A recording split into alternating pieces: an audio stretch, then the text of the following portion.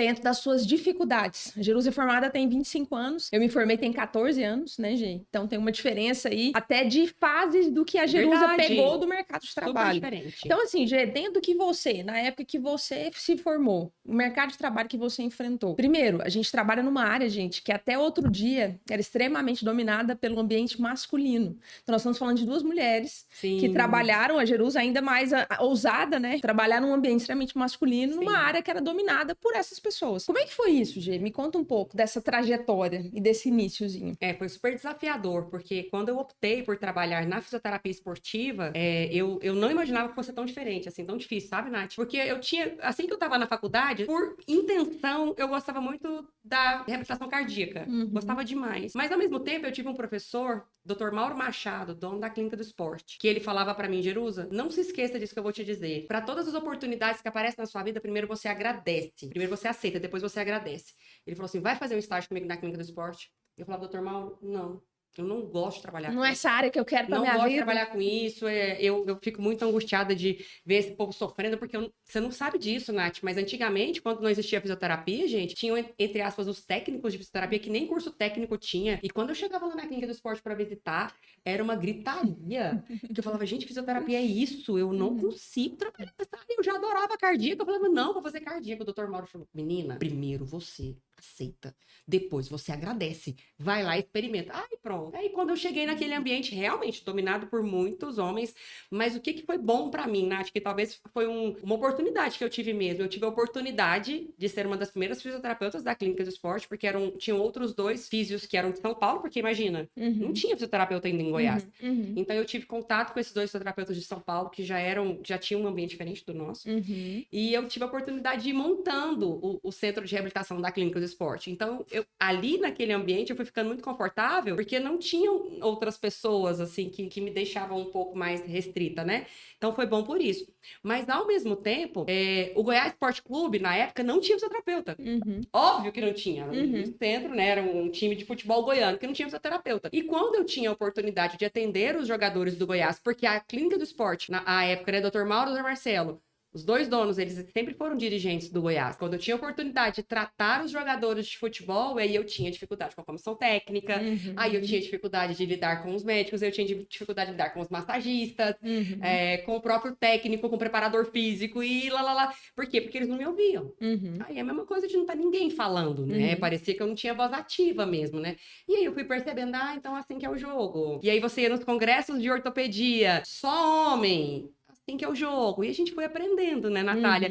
E aí o couro vai engrossando e você vai percebendo que para estar nesse mercado você tem que gostar demais, né, Nath? Excelente. Tem que gostar demais, porque senão você vai embora mesmo, porque tudo te faz sair do mercado da esportiva, especialmente, da traumatortopedia, tudo te faz sair do mercado. Tanto é que eu vejo muito, Nath, que é uma pergunta que eu quero te fazer, né? Você se sentiu sozinha enquanto fisioterapeuta em alguns momentos, assim, depois que você se formou, de atuar nesse mercado? Você já sentiu essa solidão profissional? Com certeza. E eu acredito, Gê, que isso é uma dor, né, de muitos dos nossos parceiros, dos nossos colegas de profissão, não só da fisioterapia, mas também da educação física, porque a gente vive, de certa forma, em alguns ambientes um pouco inóspitos, né? Eu também vivi essa realidade, assim, a Jerusa trabalhou numa clínica muito grande de Goiânia, eu trabalhei numa outra, que na verdade eram bem concorrentes diretas, né? Que era a clínica do atleta, lógico, numa outra época, como a Jerusa mesmo disse. E eu também enfrentei muito isso, assim. Eu fui a primeira fisioterapeuta, né? Assim, mulher a ser contratada de verdade pela clínica, né? Que antes só tinha-se homens como fisioterapeutas. E aí existiam mulheres como estagiárias. E aí esse cenário ali, ele já era um pouco assim, né? Inusitado, para não dizer outra coisa. Diferente. Porque as pessoas te olhavam de uma forma diferente. E assim, escutei realmente, assim, grandes colegas batendo no meu ombro e falando que eu era um excelente profissional, pena que eu era mulher. Ah, né? tá. Então, assim, a gente... É muito louco a gente parar pra pensar, né? Porque a Jerusa tá falando de 25 anos atrás, eu tô falando de 14 anos atrás. Então, a gente tá falando de outro dia, né? Eu acho que, assim, se a gente é muito entrevistar alguém recente. agora, que formou agora há pouco tempo, Talvez vai enfrentar a mesma coisa. coisa. A mesma coisa. Então, assim, e aí essa sensação de solitude, ela acaba existindo, né? Principalmente porque a gente tá naquele ambiente que nós somos, entre aspas, solo, né? Assim, e mulheres ali, e é o que a Jerusa disse, né? Quando a G fala, a gente precisa engrossar o couro, a gente precisa gostar demais do que a gente faz, e a gente precisa realmente saber o que a gente tá fazendo, saber o que a gente quer e onde é que a gente quer chegar. Porque adversidades a gente vai encontrar em todos os lugares e em todas as pessoas, muitas vezes. E isso faz, Gê, com que a gente superem, então a gente realmente se deixa abater, Levar, né? levar, e aí a gente acaba sendo ali um pouco conduzido, e não condutor das nossas decisões. E é verdade, isso que a Natália falou é tão interessante, porque ela fala, gente, é uma coisa que é muito real, sabe? Quando eu conheci a Natália, o que sempre que me chamou a atenção em relação ao perfil profissional dela, e eu não me lembro que turma que você fez da pós-graduação, Nath, mas eu lembro que já estava bastante turma antes de você, tinha passado. Sim. Eu não me lembro quantas, mas eu me lembro, assim, que no universo de profissionais que eu conheci na pós-graduação, sendo professora, coordenadora, a Natália era muito diferente. Era muito diferente, né? E dali nasceu essa amizade nossa, mas nasceu essa amizade nossa principalmente pela admiração. Então, o que nos uniu, além de todas essas dores, né? E as características, assim, acaba que pessoais, a gente é muito parecido em muitos aspectos, né? Então, uma coisa que nos uniu muito foi isso, né? Foi a gente não ter, primeiro, medo do desafio, né? Que a gente sempre foi um pouco mais corajosa, tanto eu quanto você, mas principalmente de não desistir, sabe? De a gente querer um diferencial, de a gente querer muito. Eu acho que essa vontade sempre foi muito forte. Mas, ao mesmo tempo, a gente sabe que tem gente que pode estar nos ouvindo agora e que fala assim, gente, mas eu não tenho essa parceira, né? Eu não tenho esse parceiro. Por isso que eu comento muito dessa solidão de nós, profissionais da área da saúde, mas o que a gente quer aqui também com esse podcast é fazer uma comunidade. Perfeito. Uma comunidade que se ajude. E se a gente puder ajudar vocês de alguma forma, diminuir um pouco os riscos da solidão, ou as angústias da solidão, ou os desafios da solidão, a gente está aqui para isso, né, Nath? Sim. Porque a gente se encontrou, mas tem gente que passa a vida, né? Que e não às encontra vezes, ninguém, não né? encontra, Para ter um apoio. E fica sozinho, né? Sim. Então, pensa, né? Então, a gente tá aqui para isso, né? Se a gente puder contribuir, que vocês usem dessa comunidade mesmo, de pessoas que querem realmente fazer o bem para você e te ajudar, para que a gente possa crescer juntos, né? Nath, e agora eu vou te dar essa oportunidade linda de contar um pouquinho como é que o INQ nasceu. Gente, a gente fala INQ, mas é Instituto Naves Queiroz, é porque a gente fala tão rápido que o INQ já sai assim... A gente fala automaticamente. Como todo mundo soubesse o que é INQ, mas INQ é Instituto Naves Queiroz. E a Nath vai contar essa história porque, na verdade, surgiu de uma ideia dela, né, Nath? Como é que foi isso?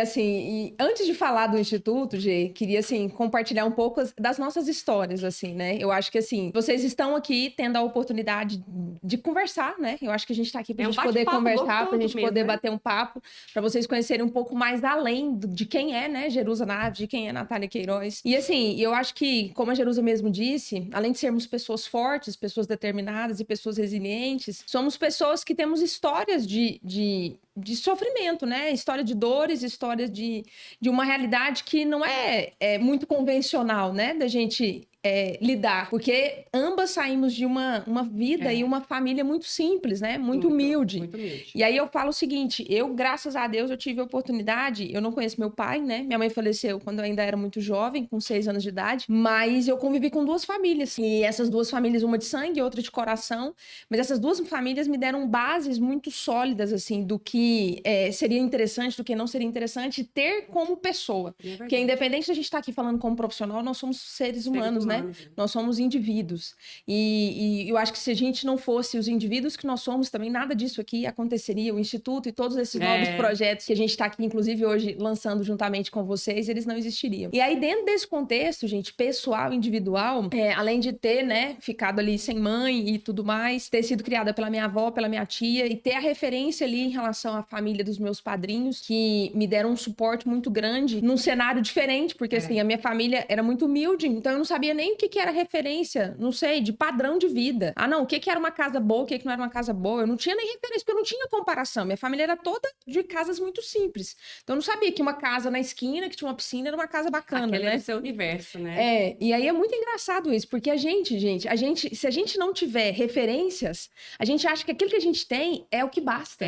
Mas é isso que eu mereço, isso é suficiente. Mas não, peraí, olha pro lado, né? Olha o que as outras pessoas conquistaram, né? Olha o que as outras pessoas têm. E aí é muito doido, porque a gente, quando a gente não... Às vezes, quando a gente tá muito, assim, centrado naquela realidade nossa, a gente só olha para aquele lugar. E a gente acha que aquilo ali é verdade. A gente acha que não tem nada além disso.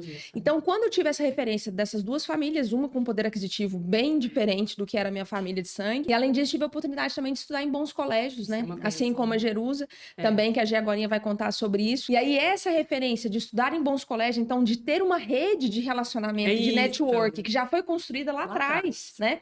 E isso é tão interessante, gente, porque assim, hoje em dia, eu sei que a Jerusa até também já pensou nisso, os nossos filhos, a gente pensa onde que eles vão estudar, que a gente já tá construindo o mercado de trabalho do futuro dos nossos filhos. E é verdade. Então, assim, a gente precisa ter um olhar muito mais projetado, né, pro Com futuro, certeza. porque o presente é o futuro, né? Então, o que a gente tá fazendo agora é o que a gente vai colher lá na frente. Então, Gê, eu acho que assim, o Instituto surgiu dessas duas pessoas, né, que são pessoas, independente de qualquer coisa, independente do que a gente conquistou ou deixou de conquistar, e duas pessoas muito simples, mas duas pessoas muito resilientes, muito batalhadoras e, acima de tudo, muito determinadas, porque a gente vivia uma realidade, mas a gente realmente olhou pro lado e falou, mas tem mais coisa, além do que a gente tem, e eu acho que é ali que eu quero chegar, e é ali que eu mereço. Né, Nath? Eu vejo isso, né? A todo momento, como, por exemplo, esse momento agora que a gente tá construindo, é o tempo todo a gente nessa inquietude de trazer para vocês o que mais, né? E como é que a gente pode influenciar e auxiliar. Eu acho que é isso. E eu acho isso incrível em você, porque eu me vejo muito, né, nessa angústia. Em muitos momentos, quando eu tô menos acelerada, ela me acelera, e quando ela tá menos acelerada, eu acelero a ela. E a gente se acalma também, porque imagina, a vida não é só loucura, tá? Não é só intensidade. Não é só intensidade, porque a gente se acalma também. Mas realmente, esse encontro, eu vejo muito isso, né? Que tinha um propósito lá atrás. Como você falou, um propósito de vida, um propósito de histórias que não são simples, porque quem olha pra gente pensa, né, que foi muito simples. Quem olha e vê, pensa, nossa, essas meninas são muito sortudas. Realmente, a gente teve muita sorte e muita vontade de trabalhar. E a gente continua tendo sorte, continua tendo muita vontade de trabalhar. Porque a gente teve um histórico lá atrás que nos fez dar valor, eu acho que é isso, né, Nath?